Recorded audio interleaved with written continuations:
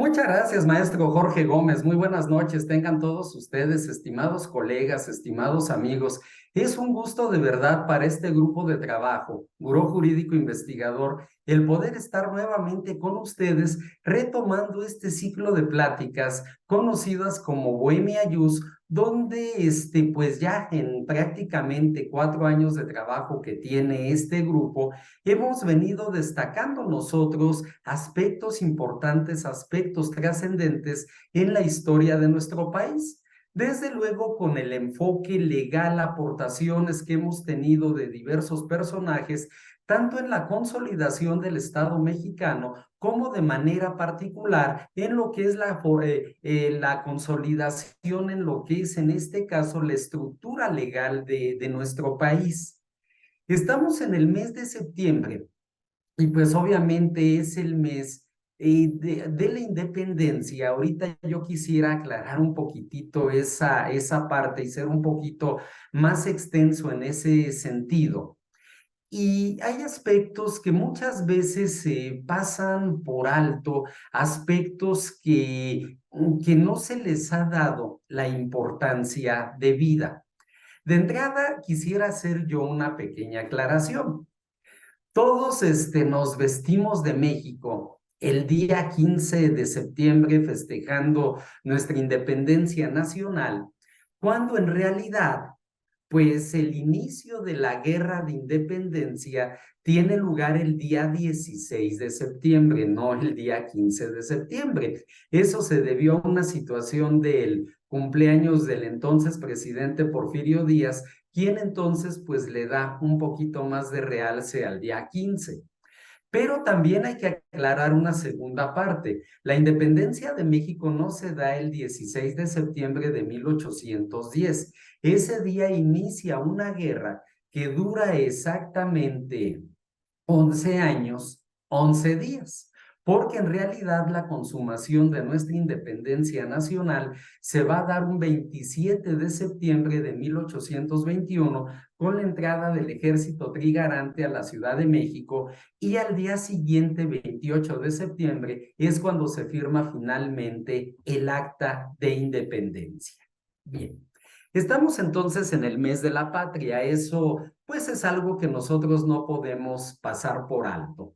Sin embargo, del personaje que vamos a hablar hoy, vamos a señalar una serie de acontecimientos que suceden un 15 de septiembre, pero no de 1810, sino 2 años antes, 15 de septiembre de 1808, con diversos movimientos, diversas situaciones que se van a presentar en lo que es, en este caso, eh, antecedentes de lo que es ya un intento de independencia en este caso, de la corona española. En ese sentido, entonces, pues vamos a ir nosotros destacando el por qué hemos querido hablar hoy de este personaje en el marco de nuestras fiestas patrias. Pues bien, sean todos ustedes bienvenidos, todos los amigos aquí presentes, tanto en plataforma como a nuestros amigos de Facebook, a nuestros amigos de YouTube. Y vamos entonces a ir comentando todo esto a partir de un material que hemos preparado para esta plática, y con ello tratar de entender nosotros mejor, pues, quién fue el licenciado, porque además fue abogado, don Francisco Primo de Verdad y Ramos. Bien.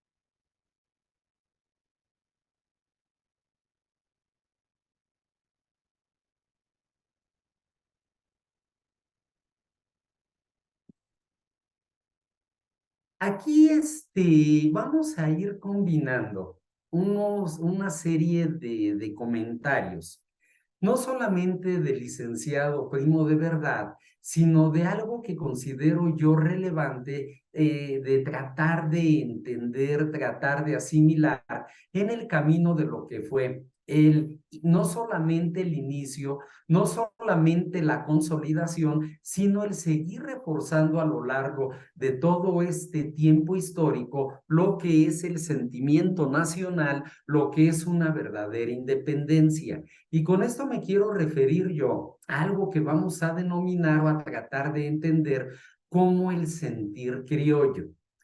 Muchas veces ha sido tema de discusión, ha sido tema tabú, si se me permite utilizar ese término, el hecho de que fueron grupos indígenas quienes consolidan la independencia nacional o quienes la inician.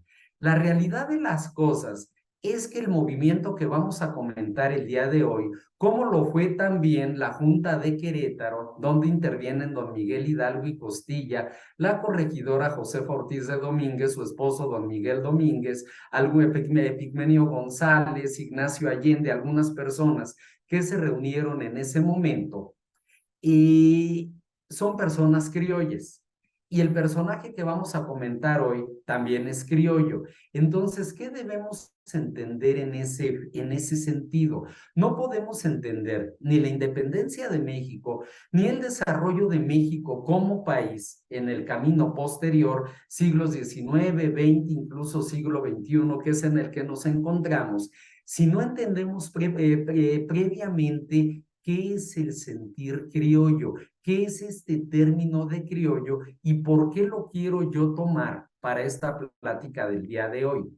La palabra criollo subraya el lugar de nacimiento de la persona y la raza de sus progenitores, dos cosas, lugar de nacimiento de una persona, pero también raza u origen de sus progenitores. Es decir, para efectos prácticos significa ser nacido en Nueva España de padres españoles o llamas en lo general de padres europeos. Bien, aplica no solamente para Nueva España, en realidad aplica para toda América Latina, pero lo vamos a particularizar para nuestro país al hablar de lo que entonces era ese virreinato de la Nueva España. Entonces, criollo va a ser aquella persona que nacida en territorio de la Nueva España, hoy territorio mexicano, pues tenía esa ascendencia de padres europeos o más específicamente de padres españoles. Y esto va a tener una especial importancia. ¿Por qué?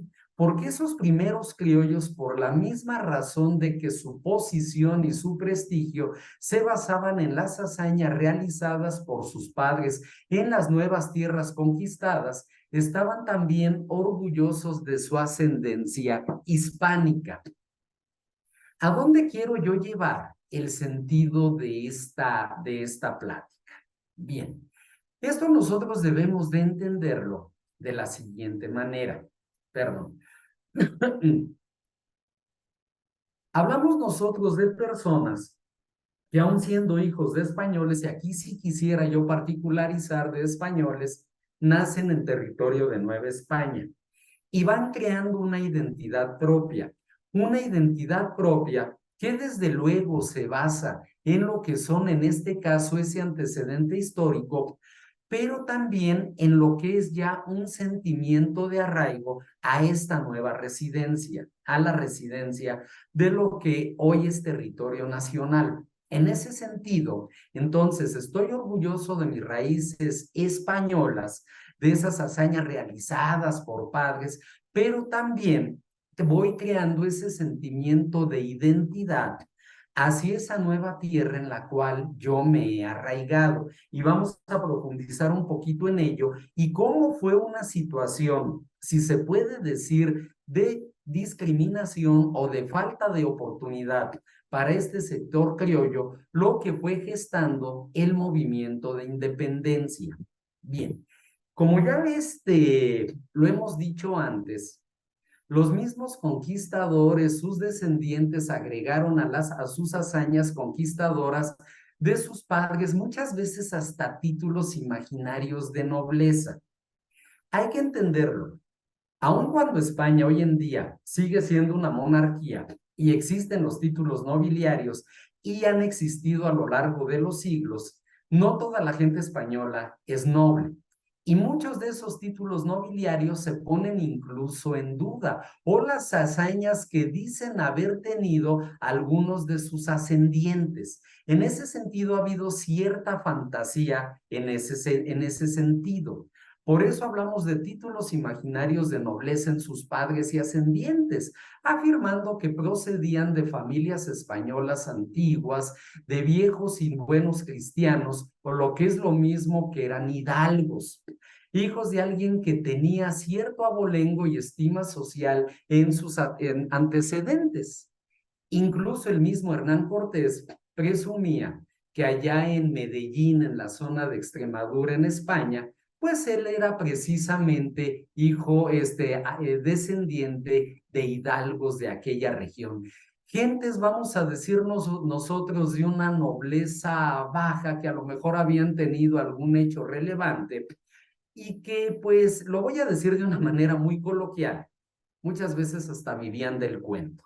Pero bueno, eso les daba esa posición. ¿Qué significa esto de viejos y buenos cristianos? Esto se da sobre todo a raíz de la expulsión de los judíos de España, pues todas aquellas personas que argumentaban ser descendientes de viejos y buenos cristianos, para que no se les confundiera con judíos y fueran expulsados de territorio español. Entonces, para estos primeros criollos, tanto su persona como su posición social y económica descansaba en ese prestigio de ser españoles y de ser descendientes de conquistadores, aunque no se haya dado necesariamente esta situación. Bien, entonces, aquí particularizando, el criollo es el hijo de españoles, es el que está sentado en territorio de la Nueva España, que está orgulloso de esa ascendencia, de todo ese triunfalismo que hemos señalado, de todas esas hazañas, pero que también hay que reconocerlo, crea ya un sentimiento de arraigo y sobre todo de identidad con esta nueva tierra. ¿Y cómo se va a ir dando entonces ese deseo de independencia? Vamos comentándolo. Este sustento original de ser criollo entró en crisis cuando la corona atacó el fundamento de su posición económica y social e instaló en el virreinato una burocracia de funcionarios españoles que excluyó a los criollos de los puestos directivos.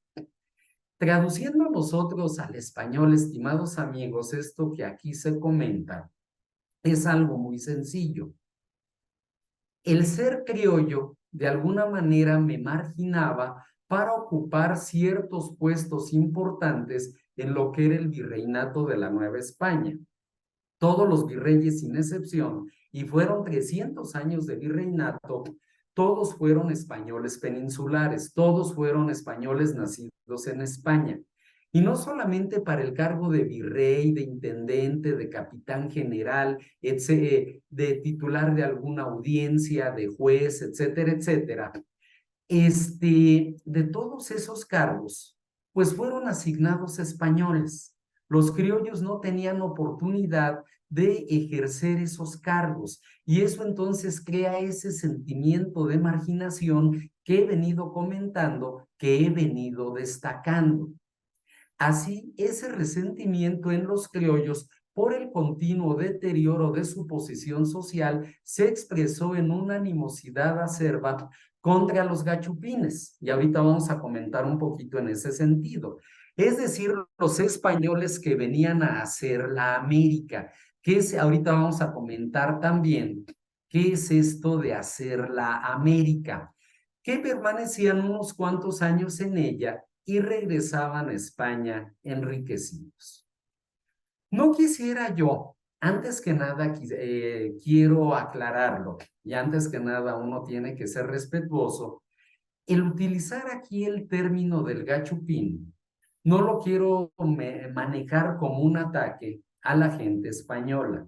Hablo de algo que sucedió, de un término que se da y que trata de señalar, trata de identificar a cierto sector de españoles.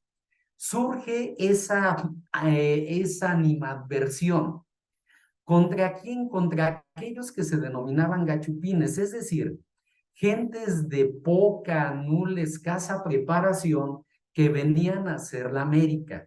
¿Qué es hacer la América? Y esto es un fenómeno que a la fecha sigue vigente. El español peninsular que viene en busca de fortuna a territorio latinoamericano, en concreto a territorio mexicano, que permanece algunos años en México, que trabaja, que crea algún capital importante y se regresa a España para gozar de ese capital. No podemos negar, y lo podemos percibir en el centro histórico de la Ciudad de México y de algunas otras ciudades de nuestro país como Guadalajara, como Puebla, que muchos de los comercios, que muchas de las industrias que hay son de españoles y que entre ellos mismos se apoyan. Y muchos de ellos pues vinieron precisamente a hacer la América, vinieron en busca de fortuna. ¿Qué dicen los criollos? ¿Por qué a ese aventurero le dan puestos importantes, lo hacen partícipe de la administración pública de la Nueva España? Si yo también tengo ascendencia española, pero lo que los limitaba era el hecho de ser ya nacidos en territorio de Nueva España. De ahí que hablamos de criollos, de ahí que hablamos ya de una población novohispana. Entonces, va surgiendo esa situación respecto de los criollos. Tengo ascendencia española, incluso mi físico es de español, pero soy marginado, no soy tomado en cuenta para participar en el ejercicio del poder que era exclusivo de españoles peninsulares. Entonces van creándose resentimientos. Y es en ese margen, es en ese ámbito, es en ese entorno histórico que entonces nace y surge nuestro personaje. El licenciado en Derecho, el abogado, don Francisco Primo de Verdad y Ramos, quien naciera en el estado de Aguascalientes un 19 de junio de 1760. Como ya destacábamos nosotros, fue abogado y prócer de la independencia de México. Vamos a ver ahorita el por qué. Lo defino así, tanto como un prócer y también como un mártir, y de ahí el eslogan que manejamos en la invitación que se hizo a todos ustedes para la plática del día de hoy. ¿Por qué? Porque poco se habla de él. Pudiéramos, alguien podría señalar, oye, es que en mis clases de historia, pues nunca oí hablar de un Francisco Primo de Verdad, como tampoco oí hablar de Francisco Azcárate, ni tampoco de Melchor de Talamantes, otros dos personajes cuyo comentario haremos en algunos minutos más. Entonces, vamos a ver el por qué entra nuestro personaje como precursor, como forjador ya de una idea de independencia. Y en ese sentido, pues tenemos nosotros que dentro de su trayectoria personal, cursó los estudios de ley. Bueno, aquí viene el comentario importante. Defendió la idea de que la soberanía residía en el pueblo. Eso que hoy es una verdad universal, eso que hoy en día los estados modernos sustentan como parte de su hegemonía, ese sentimiento de soberanía, esa autodeterminación de los pueblos, fue defendida por don Francisco Primo de Verdad. Estamos hablando en un entorno donde todavía éramos virreinato y sin embargo defiende esa idea de que la soberanía reside en el pueblo. Es decir, el pueblo debe ser quien dicte sus leyes, el pueblo debe ser quien designe a sus gobernantes.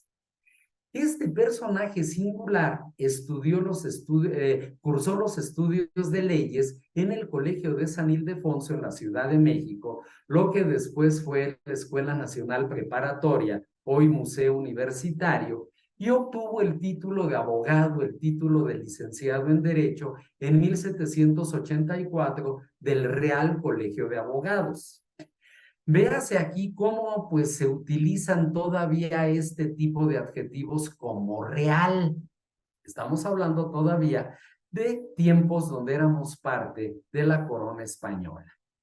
Hombre de amplios y sólidos conocimientos en jurisprudencia, por lo que fue designado miembro de la Real Audiencia en el año de 1808, donde llegó a ser elegido síndico del Ayuntamiento de la Ciudad de México. Bien.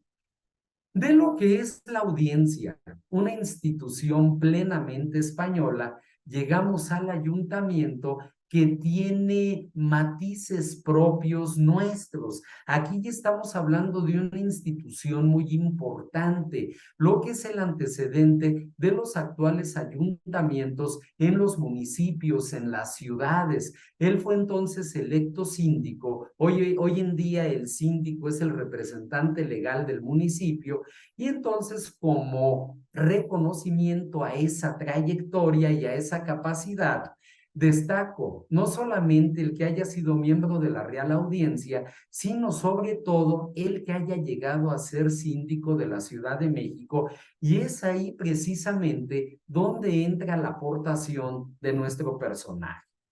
Bien, en ese momento, el territorio español, hablando en concreto de lo que es la península ibérica, lo que es actualmente territorio español, sufría la invasión de Napoleón Bonaparte y posteriormente pues fue impuesto como gobernante en esa corona española al hermano de Napoleón Bonaparte, a don José Bonaparte, conocido también por su afición a cierto gusto como Pepe Botella. No comento más, pero pues creo que ese apodo, ese sobrenombre de Pepe Botella, pues ya nos dice en qué consistía la afición de este personaje.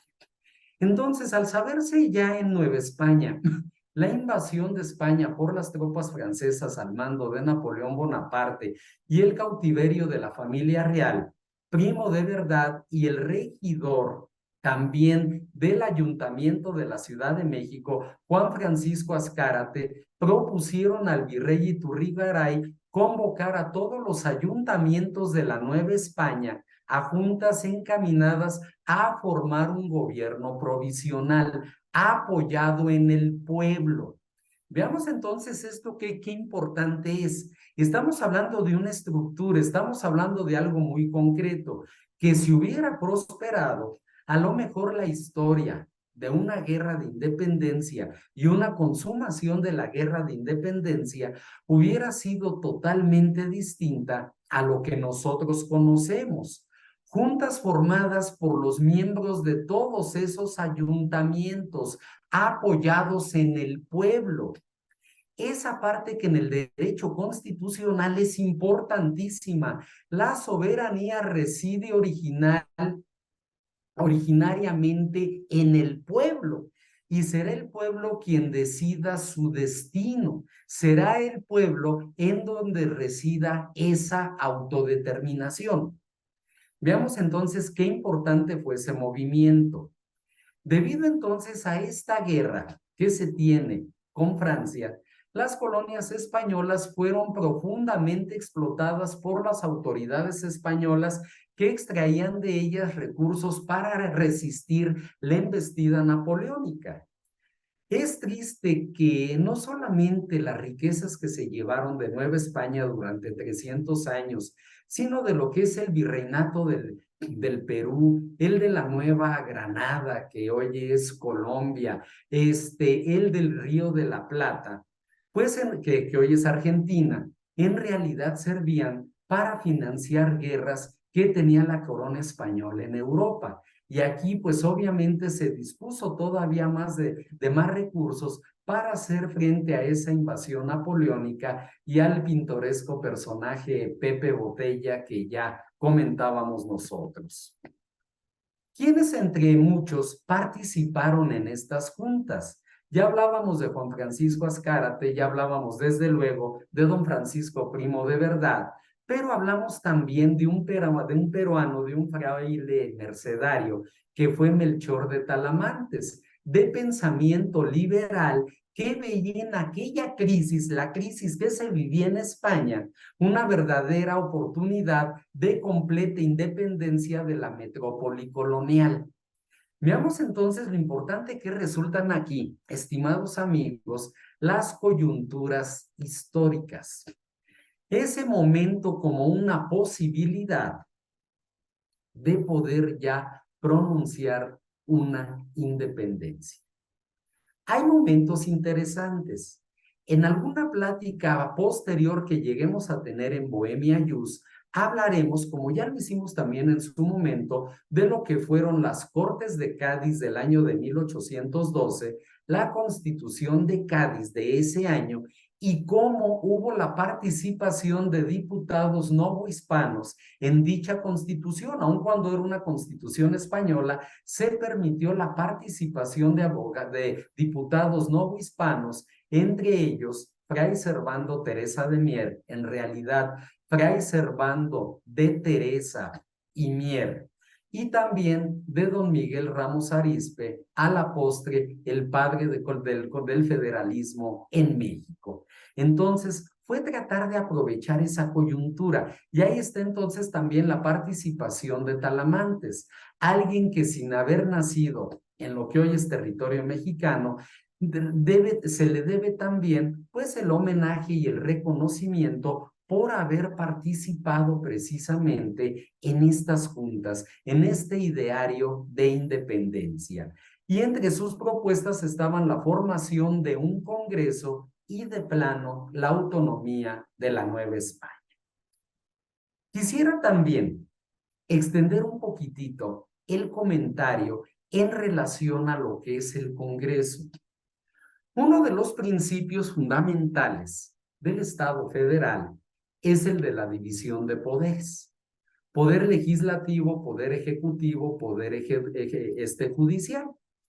Al hablar de un Congreso, hablamos precisamente de la representación del pueblo a través, hoy en día, de diputados y senadores, a través, en aquellos tiempos, pues de diversos representantes, pero ya entonces una soberanía de carácter representativo en lo que es un Congreso.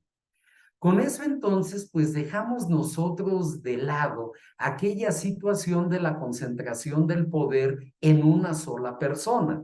Uno de los principios del federalismo es que un poder no podrá concentrarse jamás, dos o más poderes no podrán concentrarse en una sola persona. Entonces, veamos qué importante propuesta. El poder establecer un Congreso como medio y órgano de representación del pueblo y de plano la autonomía de la Nueva España. Y tenemos aquí una frase trascendental totalmente de don Francisco Primo de Verdad, que nos dice mucho de ese ideario, que nos dice mucho de ese pensamiento. Trataré de ser lo más preciso. Creo por principio que disuelto como se halla el gobierno de España mientras se rehace el pueblo, origen y fuente de la soberanía, debe depositarlo en un gobierno provisional con el objeto de llenar el hueco que por ausencia del rey hoy hay en la administración pública. Desglosémoslo un poquito, trataré de ser lo más preciso, es decir, está concretando, está acotando ese pensamiento. Creo por principio que disuelto como se halla el gobierno de España, esa es la realidad, a partir de esa invasión napoleónica, mientras se rehace el pueblo, origen y fuente de la soberanía, origen y fuente de la soberanía, debe depositarlo en un gobierno provisional con el objeto de llenar el hueco que por ausencia del rey hay en la administración pública. No se está renunciando a un sistema monárquico, también hay que destacarlo. Incluso hay que ver que en lo que es ya la guerra de independencia como la conocemos, tanto sobre todo en lo que fue el Congreso de Chilpancingo, la Constitución de Apatzingán, uno de sus puntos era ofrecerle a Fernando VII, rey de España, la corona de lo que se pretendía crear aquí como país independiente. Entonces, no es una renuncia a la monarquía, pero sí es ya el poder establecer un gobierno provisional de carácter independiente, donde la fuente de dicha soberanía sea precisamente el pueblo. Veamos entonces qué tan fuerte es todo ese pensamiento ilustrado, podemos llamarlo, porque recién había dadose en lo que es Europa, específicamente en Francia, pues precisamente el fenómeno de la Ilustración y el derrocamiento del absolutismo. Queda entonces para la posteridad este pensamiento que aglutina precisamente el ideario político de don Francisco Primo de Verdad. Las aportaciones en la historia no debe ser necesariamente la gran aportación, la gran proeza. Es que yo trascendí en la historia porque en hechos de armas maté a miles o porque logré evitar un cerco. Las aportaciones también se dan en lo intelectual, también se dan en el ser propositivo, en una estructura que nos permita definirnos ya como un país independiente, de raíces con un país, con una corona, durante 300 años a través de un virreinato, pero definitivamente ya hoy con un matiz propio. Y por eso yo destacaba al principio de esta plática, estimados amigos, y quise empezar con ello, el porqué del sentir criollo, porque es precisamente entre los criollos donde surgen estas primeras ideas de independencia. Sé que alguien me podría decir, sí, pero esto no es nuevo. Fue el mismo Martín Cortés, hijo de Hernán Cortés, quien intentó esa independencia. Efectivamente, como hubo también intentos posteriores, pero ya con una idea, con una estructura, con un ideario bien definido, este inicio del siglo XIX resulta fundamental y mucho tiene que ver la Ilustración en ese sentido para crear ya la idea de una soberanía y, por qué no, de un país independiente con historia propia, con cultura propia, con idiosincrasia propia. Entonces, ahí está precisamente esta aportación. Esta aportación, esta junta que finalmente de miembros de los ayuntamientos, que tuvo lugar un 9 de agosto de 1808, y donde sus principales puntos de esta junta convocada por Primo de Verdad, por Talamantes y por Azcárate, fueron la estabilidad de las autoridades constituidas, la organización de un gobierno provisional y las facultades que el virrey debería tener dentro del gobierno.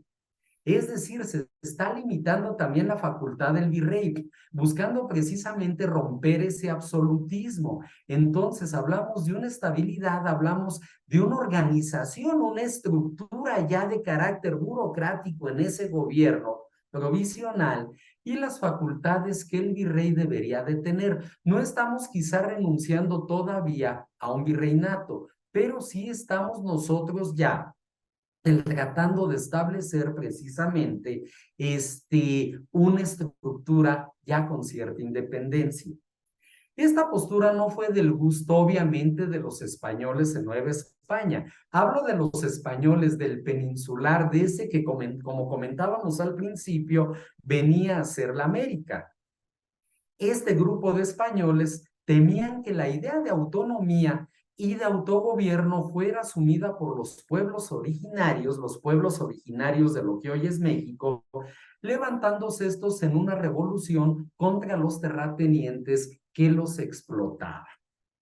Obviamente, si el español peninsular venía a ser la América, podía asumir estos cargos que ya señalábamos. Entonces, obviamente que estas juntas que buscaban crear ya una estructura de carácter independentista no iba a ser en buenos términos. Y por ello es que se va a presentar también el fatal desenlace de nuestro personaje. Tenemos nosotros así entonces que debido a esto viene entonces la antítesis de las juntas provisionales, de las juntas del ayuntamiento.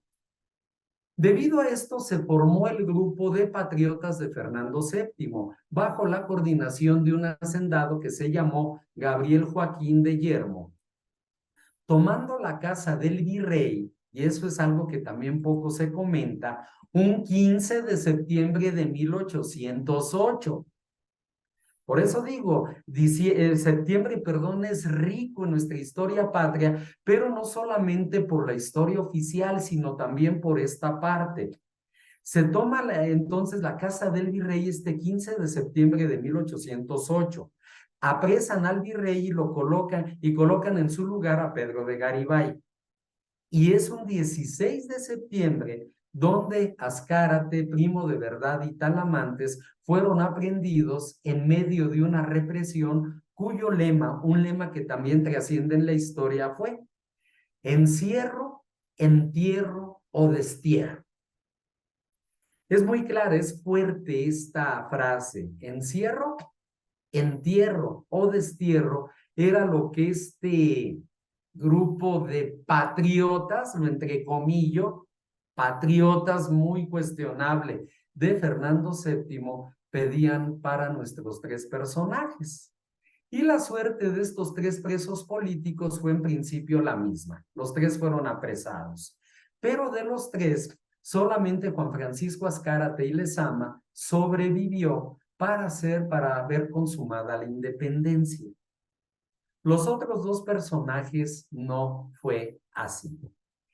Por ello es que el 4 de octubre de 1808, nuestro personaje, el licenciado don Francisco Primo de Verdad, falleció a la edad de 48 años en una de las celdas de prisión. Y se corrió el rumor, y también lo entrecomillo, de que había sido envenenado. Lo entrecomillo. Acto supuestamente llevado a cabo por los españoles que se hicieron cargo del gobierno colonial. Pues es obvio, murió envenenado, obviamente esto es un peligro, ¿no? Esto pues significaba algo que podría minar ese poder del español peninsular.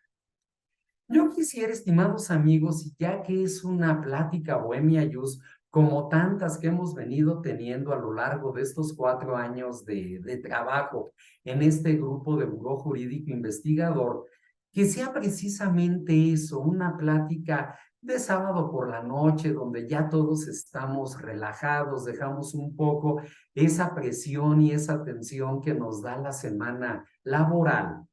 Tratar de entender varios aspectos. Bien, hoy quise destacar lo que es ese sentimiento criollo, que es realmente esencia de nuestra nacionalidad. Mucho se ha tratado de destacar el tema de la mexicaneidad. Incluso hemos tenido ya varias pláticas en relación a ello, pero no es un sentimiento propiamente indígena. Quizá el de la mexicaneidad sí, pero también el del criollismo. Y todo eso da lugar precisamente a parte de lo que es nuestra esencia como mexicanos. ¿Por qué? Porque no somos finalmente ni españoles ni indígenas. Somos un pueblo distinto, somos un pueblo que encuentra sus raíces en estos dos antecedentes que acabo de señalar. Que tenemos sangre y parte de cultura y de historia de España, no lo negamos, como también la tenemos de los distintos pueblos originarios que habitaron en Mesoamérica, olmecas, mayas, mexicas, toltecas, teotihuacanos, etcétera, etcétera. Pero tratemos de entender esa fusión. Ahí está precisamente el triunfo del sentimiento y del pensamiento criollo, en tratar de aglutinar todo eso, en tratar de crear una nueva identidad, a partir precisamente de ese arraigo y de esa identificación que se tiene con lo que hoy es el territorio mexicano. Quiero aclararlo, no es una arenga contra España. España tiene aspectos que son importantes de comentar. ¿Por qué? Porque hay dos españolas, dos Españas. Y una de esas quisiera yo destacarlas en lo particular. Hay también una España grande. Hay también una España inmortal. La España del Cid, la España de Don Pelayo, la España de Don Miguel de Cervantes Saavedra, el más universal de todos los españoles, la España de Don Miguel Servet, la España de Don José Ortega y Gasset, la España de Don Miguel de Unamuno y su gran universalidad de pensamiento, la España del pintor Diego Velázquez, la España del músico Joaquín Rodrigo y mucho de lo que España ha contribuido a la humanidad. No es un ataque a esa España profunda, a esa España rica que también conviene entrar a estudiarla y conocerla. Pero también debemos entender que hay otra España, y hoy lo señalábamos al principio de la plática. La España del gachupín, la España del forajido, del aventurero que vino a hacer la América que saqueó, pero que sin embargo, pues también sirve de puente entre lo que es la primera de las Españas y lo que es, pues ahora ya hoy en día, nuestro país, nuestra patria mexicana. Entonces, tratemos de entender nuestras raíces, no solamente en la mexicaneidad de las culturas originarias de Mesoamérica, que es riquísima, que es muy profunda, que alguna vez destacábamos nosotros. Tratemos de entenderlas y encontrarlas también en lo que es el espíritu criollo, para tratar de entender cómo se amalgama todo ello y cómo entonces se presenta ese sentimiento nacional, esa identidad mexicana y nacional que nos hace únicos y distintos a todo el resto de las nacionalidades que hay en el orbe. Y como también hoy es una bohemia, quisiera yo terminar mi plática. Las pláticas de bohemia yo siempre son muy rapiditas, entendiendo que es sábado, tratando de ver ahora lo que es el cómo nos ven los españoles a nosotros los mexicanos de una manera romántica. Y aquí quisiera yo destacar, pues, la letra, parte de la letra de una canción de un grupo español, del grupo Mocedades, que define mucho de ello. Y por eso aquí hablo yo de diferentes, pero no distintos. Distintos hablábamos de aspectos, de cosas que son diametralmente opuestos. Por ejemplo, vamos a decir un florero. Y en este caso, ¿qué pudiéramos decir nosotros? Una llanta de coche son distintos porque no comparten absolutamente nada. En cambio, un ser humano, un abogado y un médico son diferentes. Ambos humanos, pero con caminos profesionales distintos. Y esta canción de la cual destaco yo parte de su letra se llama precisamente La Otra España, y pues es precisamente el cómo nos ven ellos, que tampoco nos ven tan mal, al contrario, ¿no? Veamos qué profundo es todo esto. Con sombrero de ala ancha y un clavel en la solapa, un don Juan se hizo a la mar. Con la tierra a sus espaldas, la aventura en su mirada, su guitarra y un cantar. Oh marinero, de su capa hizo un poncho, de su guitarra un charango, de su tierra otra mar. Entonces, pues aquí ya está pensando, ya va con esa idea, con ese viaje. Tú eres la otra España, la que huele a caña, tabaco y brea. Eres la perezosa, la de piel dorada, la marinera. Ah, marinera, ah, marinera. Entonces, pues, la otra España, o sea, nosotros, esa que huele a caña, tabaco y brea, la perezosa, la de piel dorada, la marinera. Quiero aquí hacer notar que el término perezosa no es en sentido peyorativo, es bajo otro tipo de concepción. Y termina pues la estrofa de esta canción en la parte que he querido citar. Entre notas de guitarra les hablaba de su tierra, de un clavel y de un balcón donde aún llora una niña esperando a aquel que un día se olvidó decirle adiós, oh marinero. Y ojalá un día pudieran escuchar esta pieza que es única, esta pieza que es fundamental. Entonces, muchos aspectos nos hermanan con España. No somos España.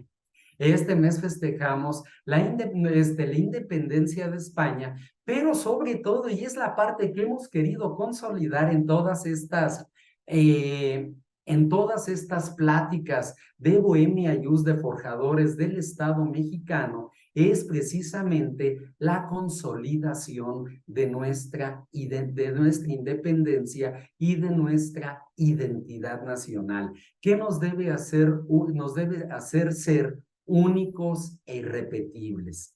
Qué hermosa, qué fuerte es esa frase que encontramos nosotros frente a la Suprema Corte de Justicia de nuestro país, en el centro de la Ciudad de México, frente a ella, en la plaza de la Fundación de México Tenochtitlan, que nos dice: nunca se acabará la fama, nunca se acabará la gloria de México Tenochtitlan, y mientras existe el mundo, nunca se acabará esa fama y esa gloria de México Tenochtitlan. Y bueno, ya nada más por último, y como una dedicatoria y un agradecimiento, pues dedico esta plática a mis hermanos Carlos y Fernando González, luchadores incansables por las causas sociales y defensores de nuestra historia y raíces mexicanas. Bohemia Yus, un espacio para la cultura jurídica. Muchísimas gracias de verdad a todos y cada uno de ustedes, estimados amigos, por su asistencia a esta plática, y ya les estaremos dando a conocer nuestras próximas pláticas de Bohemia Yus con temas de la historia de nuestro país en un sentido jurídico, de las conferencias Vampiro a cargo del maestro Jorge Gómez con temas selectos de derecho procesal penal, nuestras pláticas náhuatl que sirven de preámbulo o presentación a los talleres que venimos trabajando.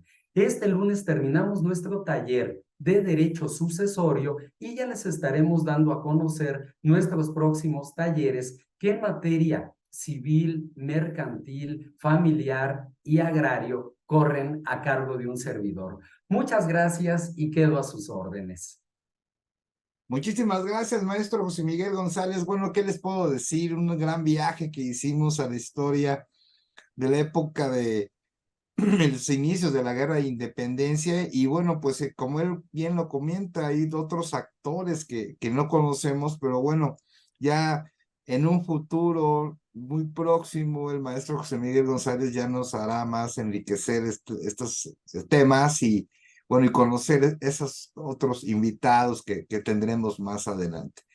Y bueno, también invitarlos a que continúen en nuestras redes sociales.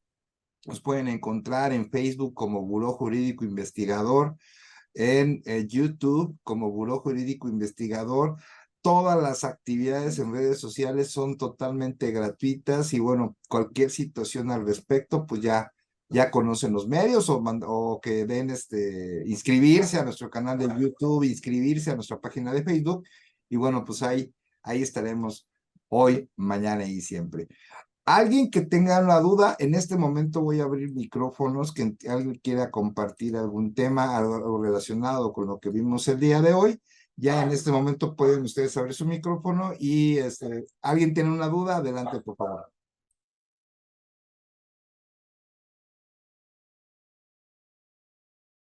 No olviden subir su correo electrónico o su número telefónico si quieren pertenecer a Grupos Vampiro. Y bueno, no tenemos dudas, maestro. Últimas palabras de la conferencia, por favor.